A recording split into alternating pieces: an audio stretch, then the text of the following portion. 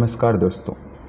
आज मैं आपको नए टॉपिक के बारे में आज बताने जा रहा हूँ, जहाँ पे हम लोग डिस्कशन करने वाले हैं किस चीज़ के बारे में, थर्मोडायनेमिक्स के बारे में।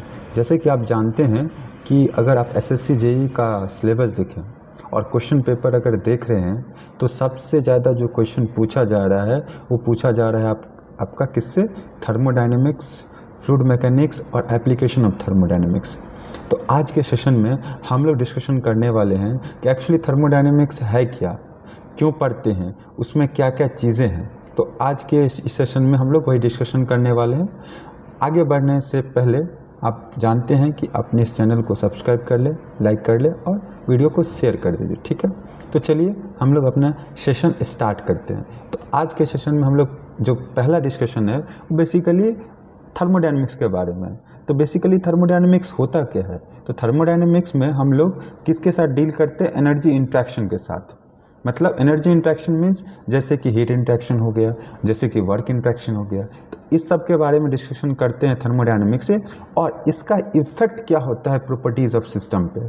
मतलब अगर मैं हीट सप्लाई कर रहा हूँ तो हीट सप्लाई करने के बाद प्रॉपर्टीज़ में क्या चेंजेस आता है, बढ़ता है कि घटता है। जैसे अगर मान लीजिए मैं एक पिस्टन सिलेंडर का एक एग्जांपल ले रहा हूँ, और अगर मैं उसमें हीट सप्लाई कर रहा हूँ तो हीट सप्लाई करने के बाद जो इनिशियल टेम्परेचर था वो क्या हुआ, इंक्रीज़ हुआ।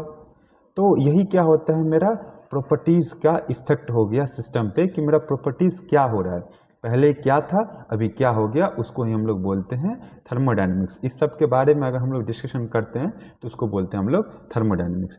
अगर हम बात करें थर्मोडायनेमिक्स में तो कुछ टर्म्स सब आते हैं, जैसे कि सिस्टम हो गया, सराउंडिंग हो गया, बाउंड्रीज हो गया।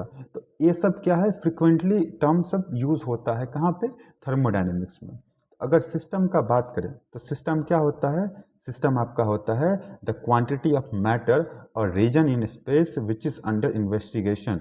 मतलब मान लीजिए कि एक मेरा रिजिड कंटेनर है, उस रिजिड कंटेनर में वाटर फिल है, और अगर मैं उसमें हीट सप्लाई कर रहा हूँ तो क्या हो रहा है, मेरा कुछ न कुछ चेंजेस आ रहा है। लेकिन जो सिस्टम हम लोग कंसीडर करेंगे वो किसको कंसीडर करेंगे, एक रीजन को कंसीडर कर रहे हैं ना, कि जो मेरा रीजन है, एक जो मतलब कि जो मैटर है मेरा, अगर मैं पूछूं कि जो मेरा वाटर था उसका फाइनल टेम्परेचर क्या है, अगर मान लीजिए वहाँ पे गैस है तो गैस का फाइनल टेम्परेचर क्या है जब मैंने उसमें हीट सप्लाई किया।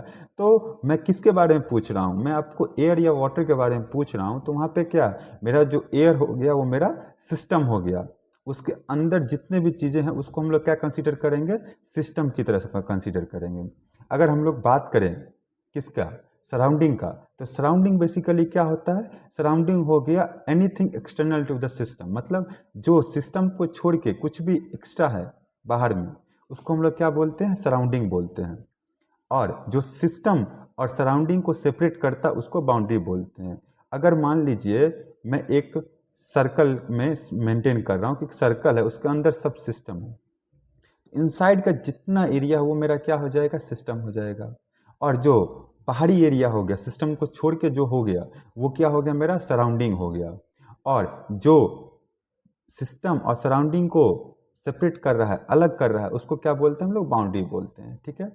और एक चीज़ और जान लीजिएगा, अगर सिस्टम और सराउंडिंग को जोड़ते हैं तो मुझे क्या देता है, यूनिवर्स देता है। क्योंकि जैसा कि हम लोग जानते हैं कि बाउंड्री के पास ना तो मास होता है ना ही उसका कुछ वॉल्यूम होता है, तो उसमें कंसीडर नहीं करते हैं, इसीलिए क्या हो जाता है, universe is equal to system plus surrounding. अगर हम लोग बात करें सिस्टम की, तो सिस्टम कितने टाइप्स के होते हैं, सिस्टम 3 टाइप्स के होते हैं। पहला हो गया आपका क्या, ओपन सिस्टम।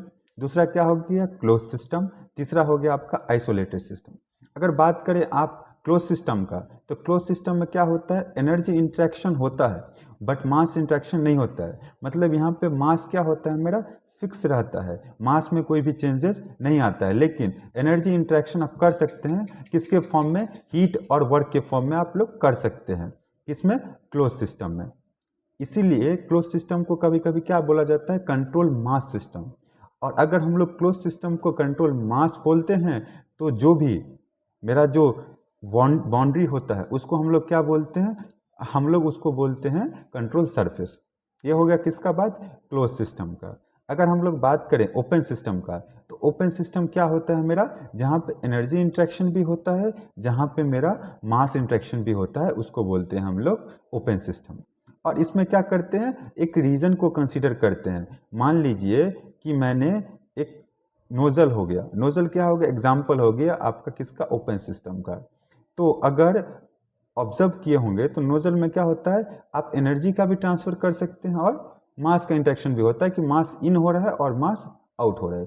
इसलिए इसको क्या बोलते हैं, इसको हम लोग बोलते हैं आपका ओपन सिस्टम। अगर बात करें आइसोलेटेड सिस्टम का, तो आइसोलेटेड सिस्टम किसको बोलते हैं, जहाँ पे ना तो मास इंट्रैक्शन होता है ना ही एनर्जी इंट्रैक्शन होता है। बट एक चीज़ आप हमेशा याद रखिएगा कि आइसोलेटेड सिस्टम के केस में आप मास ट्रांसफर नहीं कर सकते, एनर्जी ट्रांसफर नहीं कर सकते, बट एनर्जी ट्रांसफॉर्मेशन होता है। एनर्जी ट्रांसफॉर्मेशन का मतलब हो गया एक एनर्जी से दूसरे एनर्जी में वो कन्वर्ट कर सकता है, लेकिन एनर्जी ट्रांसफर नहीं होता है। ठीक है, ये किस केस में होता है आपका, आइसोलेटेड सिस्टम में। और जैसा कि आप जानते हैं जो यूनिवर्स है वो भी किसका एग्जाम्पल है, एक्चुअली आपका आइसोलेटेड सिस्टम का एग्जाम्पल है। और अगर परफेक्टली इंसुलेटेड थर्मोफ्लास्क है उसको भी हम लोग किसके तरह कंसीडर करते हैं, एक आइसोलेटेड सिस्टम की तरह। ये क्या हो गए आपके टाइप ऑफ सिस्टम हो गए, कितने, 3 टाइप के, पहला ओपन सिस्टम, दूसरा क्लोज सिस्टम और तीसरा आपका आइसोलेटेड सिस्टम।